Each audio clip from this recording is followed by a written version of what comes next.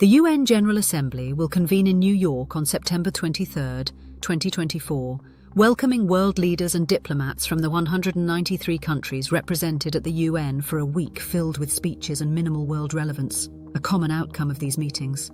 Prior to the meeting, UN Secretary-General Antonio Guterres held his pet project, Summit of the Future, in overstated fanfare.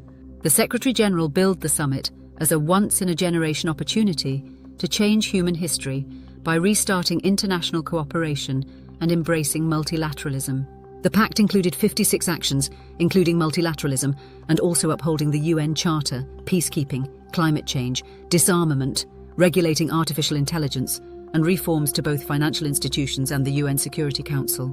At the end of the summit, the UN Assembly adopted the Pact of the Future as a non-binding measure, highlighting the UN's impotence and Secretary-General Guterres' failure to fulfill the basic role of his position, or the UN. The two world wars, which resulted in unparalleled casualties even among the winners, inspired the creation of the United Nations. The goal was to establish an organization that could avert wars, establish a framework for conflict resolution without violence, and if disagreements arise, employ global cooperation to halt aggression. Economic and social advancement is part of the Charter, but the main role of the UN is to promote world peace and prevent war. The Security Council, comprising 15 countries, wields significant power in the current UN organization. 10 non-permanent members hold 2-year terms, while 5 permanent members, comprised of China, France, Russia, the United Kingdom and the United States, represent the 5 victor countries. These 5 permanent members possess veto power, which allows them to halt any UN action regardless of the decisions made by the other 14 members.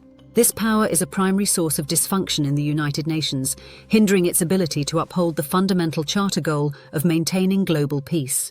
The General Assembly, which comprises 193 nations around the world and is considered the main policy body of the United Nations, is the other part of the UN. The UN Secretary-General, not necessarily an executive like a president or prime minister, leads the United Nations as its chief administrator. According to the rules set forth in the UN Charter, the Secretary-General cannot be a citizen of any of the 5 permanent members of the Security Council. The UN Charter also states that the Secretary-General may bring to the attention of the Security Council any matter which, in his opinion, may threaten the maintenance of international peace and security. Although the Secretary-General cannot set the agenda for the Security Council or override a veto, their primary role is to work closely with it to maintain global peace and security. The primary mission of the UN is to prevent war, promote peace, and intervene when necessary to end a conflict. There are 45 conflicts in the world today, with the 3 most significant being the Ukraine War, Sudan, and the Gaza War, which combined are creating about 2,000 casualties a day. Against this backdrop, UN Secretary-General Guterres is focusing his influence and efforts on the Pact for the Future, relegating global peace and security to a secondary concern, with climate change and structural reform at the core of Guterres' agenda. Even if climate change is considered a member nation's primary concern, the UN's purpose is peace and security, not climate change, AI regulation, or financial reform. It is peace and security again. While some of these issues may have a connection to long-term security concerns, they do not impact the current situation, where conflicts claim the lives of at least 2,000 people daily. The UN should focus on these issues. This is also their core mission.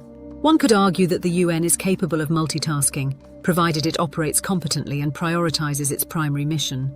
However, the UN lacks competent leadership and management, and it should avoid excessive focus on peripheral issues that may or may not affect future peace and security.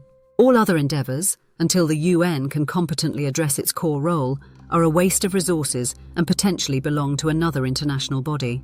Alternatively, they could become national issues for negotiation among nations, who then formulate their own policies to address their respective national priorities. With adequate reason, supporters of the UN expansive mission will argue that the 5 permanent Security Council members' veto power, introduction of bipolar politics, and obstruction of any serious attempts to bring about peace have broken the UN organizational structure. Critics of the Security Council are right, but it is the UN's structure, of which the Secretary-General accepted by the very nature of accepting the position. Part of his Pact of the Future is Security Council reform, but is this really a serious focus for Secretary Guterres? The Security Council, with its 5 members empowered to veto any proposed reform, must approve it. Institutions rarely give up power. So it is doubtful that the Permanent Five would take on any serious reform.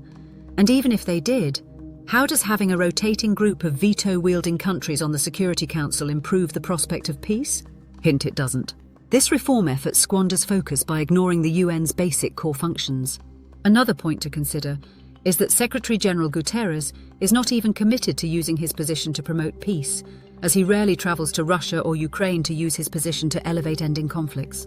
He has not visited Ukraine since 2023, nor has he been to Russia since 2022. He has not visited Israel since the war started in Gaza, and has only been to Egypt to visit the Egyptian side of the Gaza Strip to view relief supplies destined for Gaza.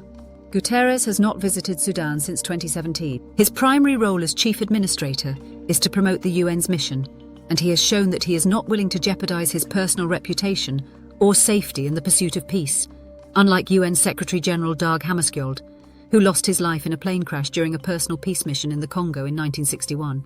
Whether it was disregard for the UN mission that he accepted, or his fear for his personal reputation and safety to do the hard work for peace, Secretary-General Guterres is just another long list of UN Secretary-Generals who are little more than perfunctory bureaucrats who serve a bureaucracy for the needs of the bureaucracy and are not set about meeting the purpose of why the UN was created in the first place.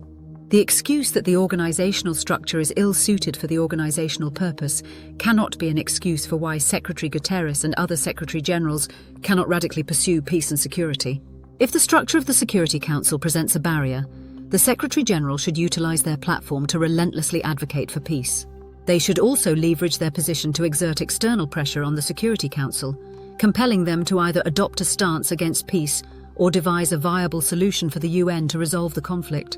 Peace, whether through negotiating a settlement, peacekeeping intervention missions similar to Kosovo, or intervention to stop a hostile invasion like the Korean War, is hard and it takes work. But it is not an excuse not to try, or even more outrageously ignore the pursuit of peace to chase vanity projects that are not part of the UN's and its Secretary-General's core purpose.